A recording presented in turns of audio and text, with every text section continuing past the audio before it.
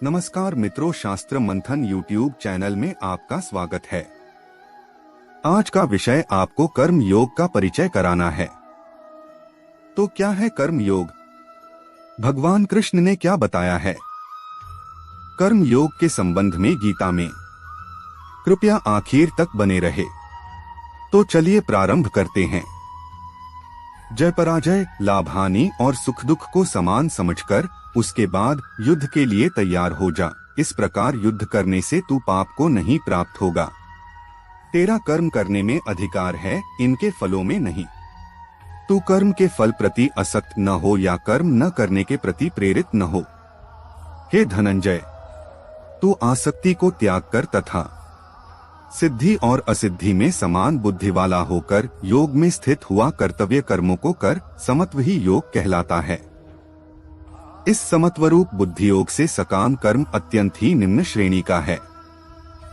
इसलिए हे धनंजय, तू संबुद्धि में ही रक्षा का उपाय ढूंढ, अर्थात बुद्धि योग का ही आश्रय ग्रहण कर, क्योंकि फल के हेतु बनने वाले अत्यंत दीन हैं। संबुद्धियुक्त पुरुष पुण्य और पाप दोनों को इसी लोक में त्याग देता है, अर्थात उनसे मुक्त हो जाता है। इससे तू समत्वरूप योग में लग जा। यह समत्वरूप योग ही कर्मों में कुशलता है, अर्थात कर्मबंध से छूटने का उपाय है।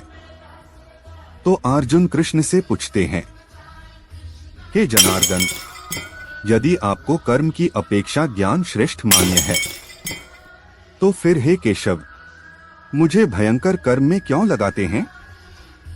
आप मिले हुए से वचनों से मेरी बुद्धि को मानो मोहित कर रहे हैं। इसलिए उस एक बात को निश्चित करके कहिए जिससे मैं कल्याण को प्राप्त हो जाऊं। तब कृष्ण अर्जुन से कहते हैं, हे निष्पाप, इस लोक में दो प्रकार की निष्ठा मेरे द्वारा पहले कही गई है। उनमें से सांख्य योगियों की निष्ठा तो ज्ञान योग से और योगियों की निष्ठा कर्मयोग से होती है। मनुष्य न तो कर्मों का आरंभ किए बिना निष्कर्मता को यानी योग निष्ठा को प्राप्त होता है, और न कर्मों के केवल त्याग मात्र से सिद्धि यानी सांख्य निष्ठा को ही प्राप्त होता है। निःसंदेह कोई भी मनुष्य किसी भी काल में क्षण मात्र भी बिना कर्म किए नहीं रहता, क्योंकि सारा मनुष्य समुदाय प्रकृति जनित गुणों द्वारा परवश हुआ कर्म करने के लिए बाध्य किया जाता है।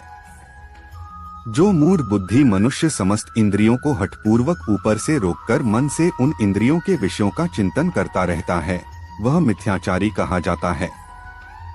किंतु हे अर्जुन, जो पुरुष मन से इंद्रियों को वश में करके अनासक्त हुआ समस्त इंद्रियों द्वारा कर्मयोग का आचरण करता है, वही श्रेष्ठ है।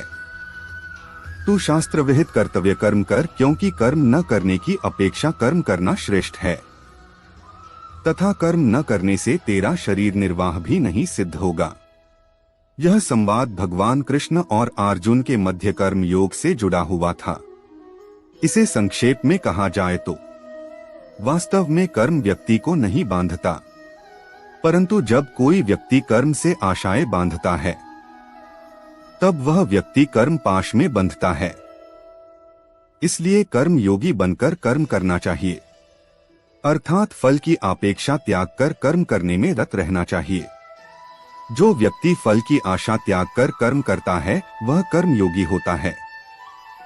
जो सांख्य योग का ज्ञान प्राप्त करता है, वह यह जानता है कि वह शरीर नहीं केवल आत्मा है। शरीर के भोग और अनुभव केवल मृत्यु तक ही है, अर्थात क्षणिक है, नित्य नहीं, केवल माया है। तब उसका कर्म योगी बनना और भी सरल हो जाता है। यदि आप सांख्य योग के विषय में जानना चाहते हैं तो लिंक नीचे डिस्क्रिप्शन में दी है। कमेंट्स में जय श्री कृष्णा अवश्य लिखना।